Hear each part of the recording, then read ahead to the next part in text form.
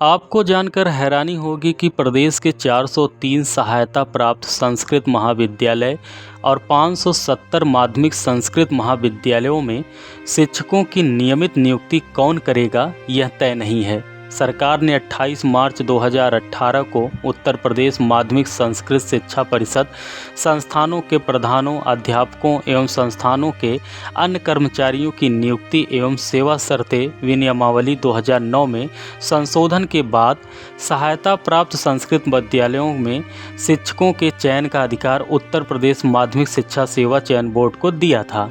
2019 में माध्यमिक शिक्षा विभाग ने संस्कृत महाविद्यालयों में 1282 शिक्षकों की नियुक्ति का अधियाचन भेजा था। इसी प्रकार महाविद्यालयों में शिक्षकों की नियुक्ति की जिम्मेदारी उत्तर प्रदेश उच्चतर शिक्षा सेवा चयन आयोग को दी गई थी। इन दोनों ही संस्थाओं का पिछले साल आपको मालूम होगा कि नवगठित जो उत्तर प्रदेश शिक्षा सेवा चयन आयोग में अब विलय हो चुका है। नवगठित आयोग की अध्यक्ष जो हैं प्रोफेसर कीर्ति पांडे का कहना है कि संस्कृत शिक्षकों की नियुक्ति की जिम्मेदारी आयोग को नहीं मिली है। ऐसे में सवाल है कि इन संस्थाओं में नियमित शिक्षकों का चयन किस माध्यम से होगा। नियमित शिक्षकों की नियुक्ति में देरी के कारण ही एडेड संस्कृत महाविद्यालयों में 2019 से अब तक संविदा पर शिक्षकों का चयन होता आ रहा है। अब बात कर लेते हैं कि इन संस्कृत विद्यालयों में सीटें कितनी खाली हैं। तो संस्कृत विद्यालय एवं महाविद्यालयों में शिक्षकों के लगभग आधे पद खाली हैं।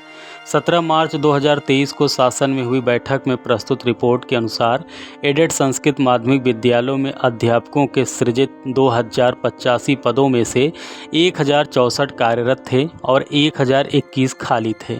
प्रधानाचार्यों के सृजित 570 पदों में से 263 कार्यरत और 307 रिक्त थे। महाविद्यालयों में प्राचार्य के करीब 403 पदों में से 154 कार्यरत और 249 रिक्त थे और शिक्षकों के 1889 पदों में 960 कार्यरत और 929 पद खाली थे। इन संस्कृत विद्यालयों में शिक्षकों की भर्ती कौन करेगा यह तो पता नहीं, लेकिन सरकार इन संस्कृत विद्यालयों के जीर्णोद्धार के लिए पहली बार प्रोजेक्ट अलंकार के तहत जो है इनके जीर्णोद्धार के लिए एक बजट जारी की है।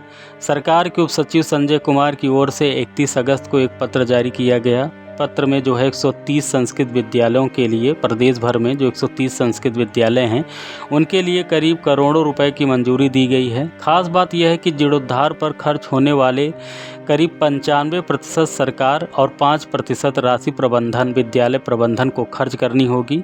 पहले सरकार ने जीर्णोद्धार पर आने वाले खर्च को 50% राशि प्रबंधन के स्तर से वहन करने की शर्त रखी थी।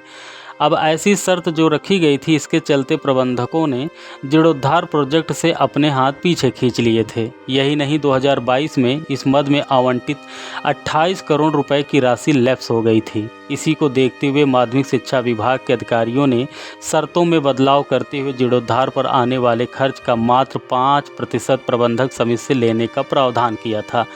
प्रदेश के जिन 130 संस्कृत विद्यालयों के जीर्णोद्धार के लिए प्रोजेक्ट अलंकार के तहत बजट जारी हुआ है, उसमें प्रतापगढ़ के 24 और कौशाम्बी के 10 स्कूल शामिल हैं। बने रहें चैनल पर। आगे की पल पल की अपडेट के लिए चैनल को सब्सक्राइब करना ना भूलें। धन्यवाद।